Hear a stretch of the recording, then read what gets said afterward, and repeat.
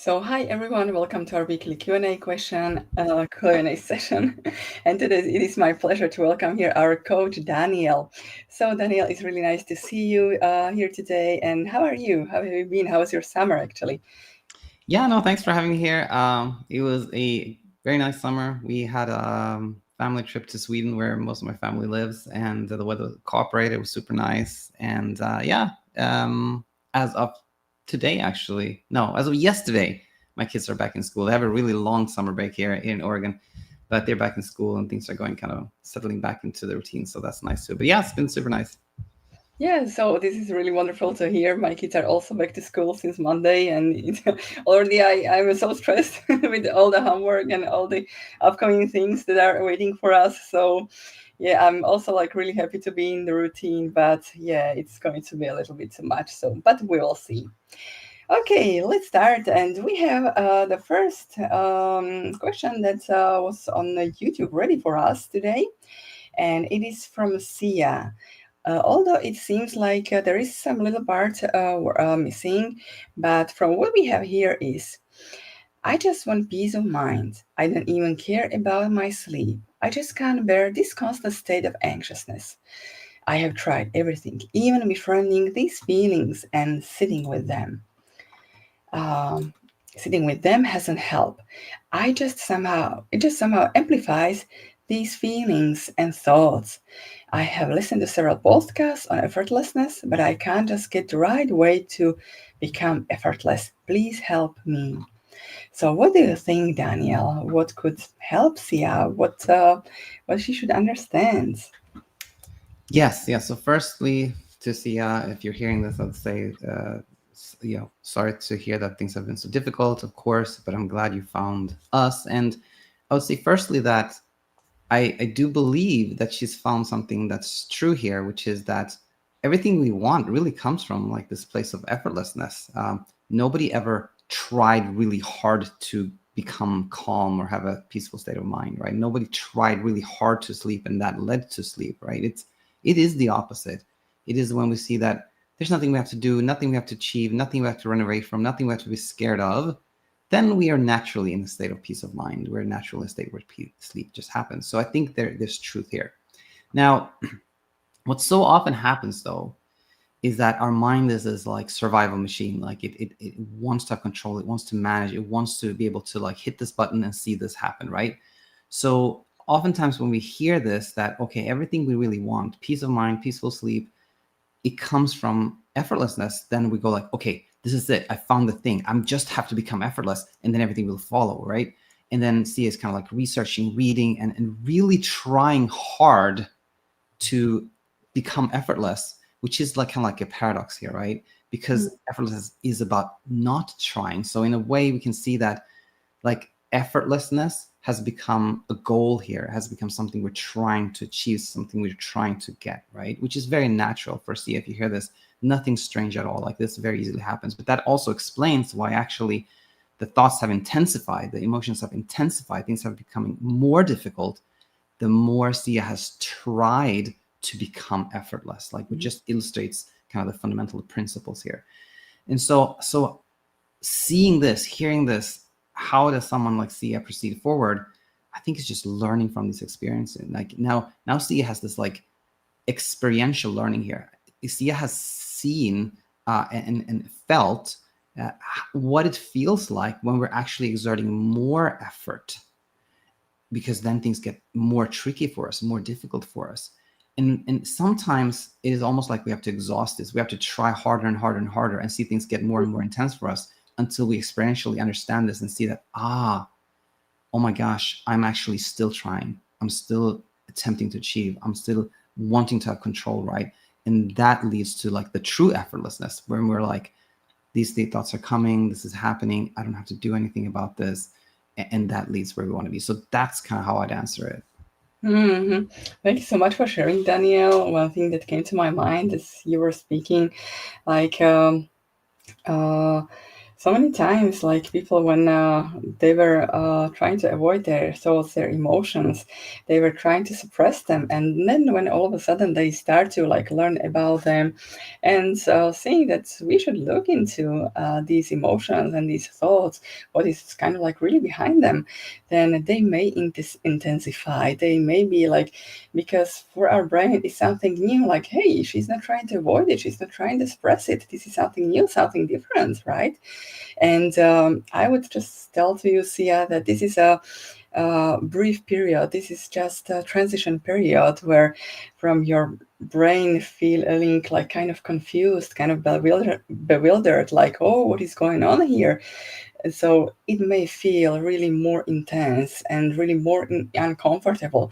But when you hold on, you will you will understand what it really is, this effortlessness.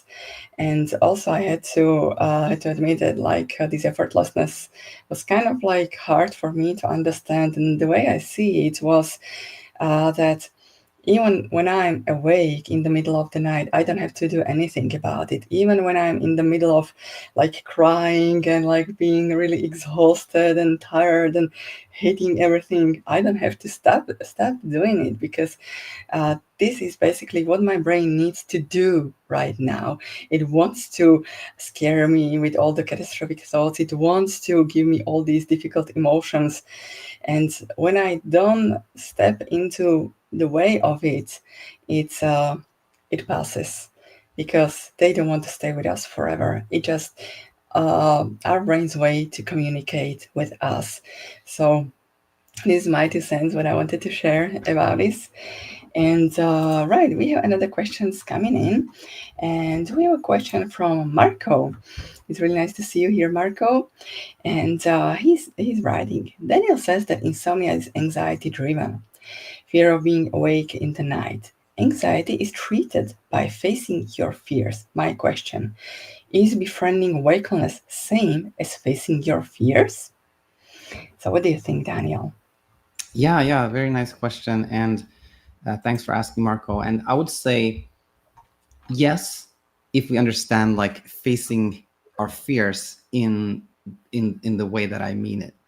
And what I mean with this, well, when we hear somebody say like you got to face your fears, it can sound like we have to actively do something that we haven't done before. We're like, okay, I'm going to face my fear. I have to do something now. How do I face my fear? Okay, I'm going to do it XYZ way.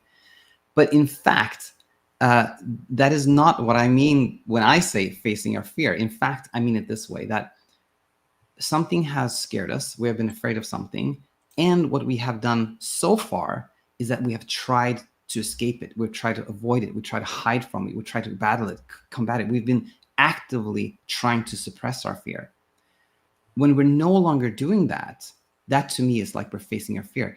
And what I'm trying to illustrate here is that facing our fear, in my verbiage, in the way I explain it, is actually non-doing. It's Hmm. also effortlessness. It's like it's not about doing something actively to face our fear. It's about no longer trying to avoid it, which is again non-doing. Same thing with the concept of befriending wakefulness, is that up until now you may have tried to escape wakefulness, combat it, get away from it, but befriending means no longer doing that. So it's also, befriending is also a way, it's a way of non-doing, non-achieving, non-striving. It's the absence of trying to get away from something. But understanding it that way, yes, it is the same thing. Yeah, it's just very similar question to the one we answered before. So I agree. And another question that we got is from Bruce. My sleep anxiety is fear of sleeping, possibly due to apnea and other issues. But I don't see any follow-up comments to this one. Is there anything you would like to share Yeah. from? No, I think I see where Bruce is going with this. Is Yeah. that Bruce is saying like, my case is not what you typically talk about here. And Bruce is saying that what you talk about here mostly is kind of sleep anxiety in the context of like, I'm afraid of not sleeping. My worry is that I won't sleep. Like I'm afraid of being awake, right? But Bruce is saying like, no, for me it's different. I'm actually afraid of sleeping. You know, I'm scared of like maybe the process of falling asleep or being asleep, right? So what Bruce is describing is, and here we have some context. Bruce says, Yeah. haven't slept in months, wake up in panic, cortisol adrenaline from not breathing. You know, when somebody says like my fear, my anxiety is actually about sleeping, we call that somnophobia, and that just means that what we're describing here is that we're really afraid of like either like the process of falling asleep is scary to us or threatening to us, or sleeping in itself has become something that's like threatening or scary to us. And it can be really confusing because you think like, what the heck is going on? Like everybody else is like afraid of not sleeping, but I'm afraid of sleeping. But in fact, like this somnophobia experience is not that uncommon. Many have had it. We have had guests who talk about it. I've made content about it. And it is actually not that hard to see how it can happen. You know, when we've been in any type of like state of stress or tension or fear, like, you know, we're in this kind of hyper-aroused mode, which we often have when we have had like a sleep struggle, then anything can appear as a threat to us, you know, that because our brain's kind of actively monitoring for threats. And guess what? Sleeping is like a little mysterious because we are in an unconscious state. It's kind of a vulnerable state. It's a state that is a little bit strange or unusual, right? We're not capable to respond to things that are going on around us. So we can easily see that as like threatening, like, oh my gosh, sleeping is not good. I can't do anything when I'm sleeping. Like, you know, that we can easily start to see sleeping as a kind of a threat, or we can have worries around sleeping, or the process of falling asleep, which is kind of mysterious and strange, like we're transitioning into this sleeping state. So when we see this, we can firstly see that like the somnophobia is not unusual or strange. You know, it's just one other way that we can experience this like tokenization when something that is perfectly safe, which is sleeping, or the process of falling asleep, has started to become a threat to our brain, right? So somnophobia, nothing strange or unusual. And I also see that many people have experienced this before. We're not alone. That also often really helps. And thirdly, the way we meet any of these instances when we started to see something that is not harmful as a threat, we can meet in the same way. We can meet it with cognitive understanding, which is kind of like befriending, like level 1, right? Just learning about it, understanding it, like understanding what's happening to us. And then kind of the experiential befriending of like, you know, when somebody like Bruce, when you find yourself like having a real hard time because you have all these thoughts about like sleeping, like, okay, what if I fall asleep? What is the process? I'm really scared of this. Instead of trying to stop that or manage that or contain that, like see if you can like find the willingness to experience that, you know. And then thirdly, like always be kind to yourself. But this is like, but again, I think the concept of somnophobia is really key here. Yeah, absolutely. There's just a follow-up comment from Bruce that apnea is harmful lack of oxygen in sleep, but this is not a channel about sleep apnea, right? This is a channel about insomnia and the fear of not sleeping, or consequently the sleeping, right? So if you have a sleep apnea, this is a physiological problem, then you go to your doctor and you get help to get it treated, whatever way it is treated. So would like to, Bruce, thank you so much for asking questions and being here. And now we have a question from Hanan. I have a question. Can people who have OCD and health anxiety recover from insomnia? So my first thought is like almost everybody on this channel has some kind of health anxiety and OCD. So, but what are your thoughts, Daniel? Yeah, that's exactly. The short answer to Hannah would be like, of course, absolutely, yes. You know, that's the short answer. And like the more kind of like you contextualize answer, I would go in the exact same direction as you did, Veronika, which is to say that if you look at any of the success stories on our channel, like anyone who's left a struggle, and you'd ask them during your time of struggle, did you also have health anxiety? I'm sure the majority, or at least a lot of people, say absolutely. Actually, I wasn't just worried about everything. I was worried about everything. You know, I was really worried about my health during the time. And if you ask, like, did you have either were you diagnosed with OCD, or would you like self-diagnose with OCD? Did you have some of those tendencies? I'm sure most, or if not everyone, would be like absolutely. And I think, and I heard someone say that that they were in I think they were in a kind of like a group coaching context or something like that in the OCD space, and they asked about insomnia, and kind of their coach, like, which was like, let's say an OCD coach, said, well, insomnia is just another form of OCD, and like it how you sleep just depends on how many obsessions and kind of rituals you have around sleep. So what I'm trying to illustrate here is that like you can look at insomnia as a form of like OCD too, where like the quote unquote obsession is kind of our thoughts around sleep. We're constantly thinking about sleep and not sleeping, right? Which is just completely normal. Whenever anything is threatening to us, we'll think about that nonstop, right?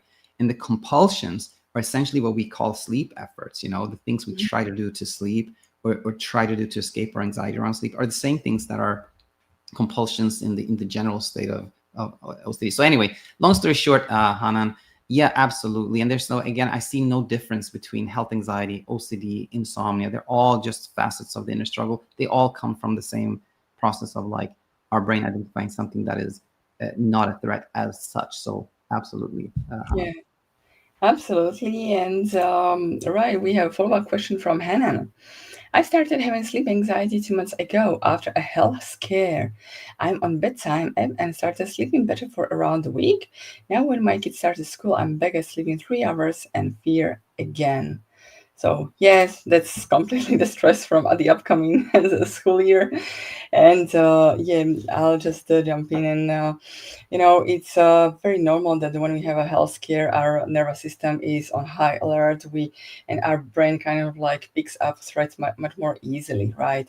So it's very normal that sleep can become a token, and it could happen. It could be something that our brain starts to monitor for our brain starts to really create this fear around it, which prevents us from sleeping. And as you mentioned, you are on the Bedtime app, which is really wonderful. And I'm sorry, it's just running, it keeps running away. So I just open it over here. And you mentioned that you started sleeping better for around a week, and this is something which is very common because when you learn that there is nothing wrong with you, there's everything okay, like Daniel calls it, you experience this honeymoon phase where it feels like everything has settled, so we start to feel better, sleep better. There are the fears around sleep are more subsided, but this short period of sleeping better is not sufficient for us to change our habits and our thinking patterns around sleep. So it takes much more time, much more education to really overcome insomnia, and just know that this is normal, and with education, self-kindness, and a willingness to experience the discomfort, you'll get to a place where you want to be. Right. We have a question from Meher. First step towards to stop self-monitoring. What do you think, Daniel?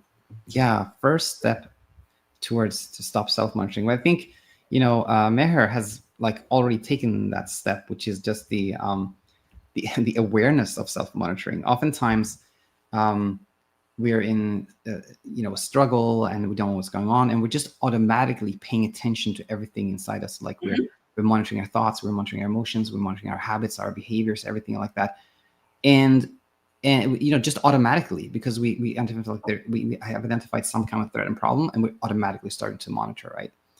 But then at some point, like Mira, we can go like, wait a minute, I'm monitoring a lot. Like I'm paying so much attention to what's going on inside of me, and this is part of like problem solving. And you're realizing this is probably not helpful. Like there are probably other things I want to do and other directions I want to take my attention than just simply like internally problem solving and self-monitoring like that, right? So I think the first step is that one, just like recognizing that we are self-monitoring and seeing that it's, learning about ourselves, like curiosity about ourselves, I think is always a nice thing, a helpful thing. But self-monitoring as in kind of a problem-solving mode of the brain is usually not so helpful. And just recognizing that it's there and understanding, I think, is like the first step, right? And now I want to add one more thing to this, which is that whenever like our brain identifies anything as a problem, it will start monitoring that, because if you have a problem, it needs to be solved, and as part of solving that problem, it wants to like monitor it. Where are we now? Are we making progress? Are we going back to what's going on, right? So the brain will always monitor something we label as a problem. And now where I'm going with this is to say, if we start to think of self-monitoring as like, this is a big problem, like self-monitoring is a problem, what's going to happen is we're going to like monitor our self-monitoring. We're going to be like, oh, am I stopping to self-monitor? Am I so like another real key thing here is that we don't want to like label the self-monitoring as a threat or problem, but just as a kind of like, this is the thing that was happening. It's not that helpful for me, but it's not a problem. It's natural. I understand why it happens. So that's another thing I want to add to that. Yeah, absolutely. Just as you were speaking about one more thing, like maybe an analogy that could help you to understand Meher better, that this self-monitoring, like you mentioned, it's part of basically our brain identifying something as a threat. So it's like when we have a flu, then we have a running nose. When we have insomnia, we are monitoring. So there, and but when we have flu and running nose, like of course we might be upset, we might be not comfortable with it, but we don't really judge ourselves for it, right? And that's why it doesn't eventually become a problem. Like we don't really have a breakdown from having a running nose, right? If this makes sense. So, but similarly, when we are not sleeping and when we are monitoring, this is this part of of having insomnia struggle, but it is really when we judge it, when we assign to it a negative meaning, when we think this is wrong, this shouldn't be happening, this is when we start to have a much more trouble and start to spiral down. So cool. Another question that we have is from Fabio. Hello, Jet. I'm going through my third day without little sleep or no sleep. My anxiety is going hard on me. Can you give me some words of wisdom so I can break this cycle and find peace? So, right. Okay, what do you think, Daniel? Yeah, Fabio, I first want to say again, sorry to hear this happening right now with the little sleep, the anxiety, and things are difficult right now. But I would say, firstly, I'm glad you're here because like all the answers are here, and just know that what you're describing, not uncommon, not strange, nothing unusual at all. So many in our community have experienced what you have, and have not only like left the struggle, but have like in like looking back found that like I learned so much from that time that has helped me in my life going forward. So we can even find value in kind of like going through things like this. But to give you something maybe more tangible and practical, um, insomnia really cannot exist without our attempts at trying to stop insomnia. It sounds like a paradox, but in reality, what happens is that we have like this one night where we sleep very little, right? And then we go like, oh no, why did that happen? That can't happen again. And then as we're trying to prevent ourselves from having a second night of little sleep, well, that effort, that trying to prevent ourselves from not sleeping is what eventually leads us to have a second night of little sleep, right? Then we go, oh no, it's 2 nights. I can't have a third night of little sleep. What can I do? And then because we're again attempting to prevent a third night of little sleep, that becomes reality, right? So what I'm trying to illustrate here is that trying to break the cycle is the cycle, trying to break the cycle, that is the cycle, and so when Fabio said like, how can I break the cycle, it's like that is kind of like the nugget for me of wisdom, is like your attempt to break the cycle is the cycle. And we see that you can be like, oh, so I don't have to do anything in particular, I can just kind of like let this play out, take a back seat and not intervene, and then there is no more cycle. So I wanted to share that. Yeah, thank you so much for your answer, Daniel. Just showing a quick comment. Amy is asking, how can we submit a question? You just submitted it, so so just go ahead and you can ask your question. However, we don't have that much time left, but we can answer maybe one or two last questions, if it's okay for you, Daniel. Yeah, And sure. another question is from da, da, da, da, da, again from Hanan. how to fully accept insomnia and truly learn to let go, and follow up also what to do when you have a lot of doubts, even of acceptance. So, what do you think? Yeah, we can maybe stay with this one. And I want to say the following: that again, if you look at everybody who's kind of shared their story on our channel, or if I just kind of reflect on everyone that I had a chance to interact with on their journey of leaving the struggle, if you imagine all those people and ask them, like, during your times of kind of like leaving the struggle or recovery, or whatever we kind of call it, did you feel quite certain? Do you feel convinced that you were on the right path and things were going well for you? I think again, 100% would be like, not really. I had a lot of doubt. It was back and forth. Sometimes I felt pretty good. Sometimes I had a lot of doubt, right? So what I'm trying to say here is that having doubts that you'll do well, or doubts about acceptance, or doubt in general, perfectly normal, right? It would be very strange if we were like, yeah, I'm 100% convinced everything's going to be fine, no problem. Like, it's never like that, right? And I think the upside here is that if we think I shouldn't have any doubt, that's tricky, because then we're going to be in this kind of other form of internal struggle with ourselves. We're like, I have to convince myself to be positive. I have to be optimistic. I have to make myself believe. I can't have any doubt.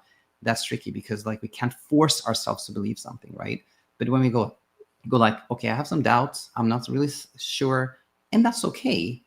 That leads to like peace of mind and ease. So just like kind of befriend the doubt, or like accept the doubt, or accept your lack of acceptance. Like all that really, really helps. Yeah, wonderful. Thank you so much for sharing, Daniel. And let's answer this last question from Destination Unknown. Hi, what are your thoughts on bedtime affirmations? Are they seen as a bedtime ritual, therefore adding fuel to fear of not working? Thanks. Um, you know, if I may start, like these affirmations, it depends, like what result do you expect from them. If you are literally, when you say like, I'm safe, I'm safe, I'm safe, I want to sleep, I will sleep, I'm perfectly fine, but at the same time you're literally white knuckling on sleep, then probably it's going to lead to a little bit of a struggle, because there is this intention. It is clearly a sleep effort, because you are expecting from this affirmations to create sleep for you, basically, which is impossible, right? But if you have this understanding that you cannot control sleep, that you cannot, there is nothing external that can uh, make sleep happen. There is everything, what you need for sleep to happen is just within you, within your body.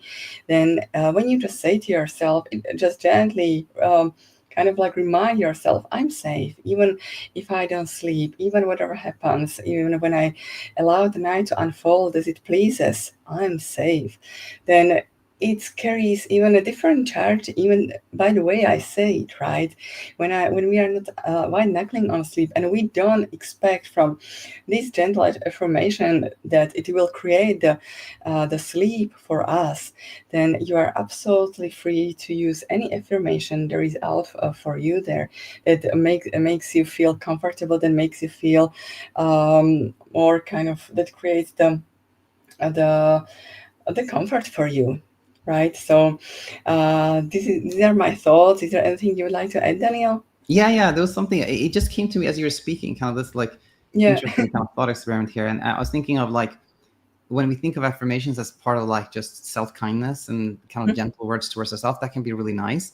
But the kind of thought experiment that came into my mind was like, if we imagine that we have, like, say our partner is having like some struggles with sleep and is worried around bedtime, we like imagine if we were trying to repeat the same words over and over again to make them sleep, right? You know, if we were like, sleep is not, there's no danger, you're perfectly safe, you're perfectly safe, you're fine, you're fine, we see that that would just make them nervous. Like, what are you trying to do? Like, trying to, like, you're trying to hypnotize me. It's not helpful. We're trying to push something.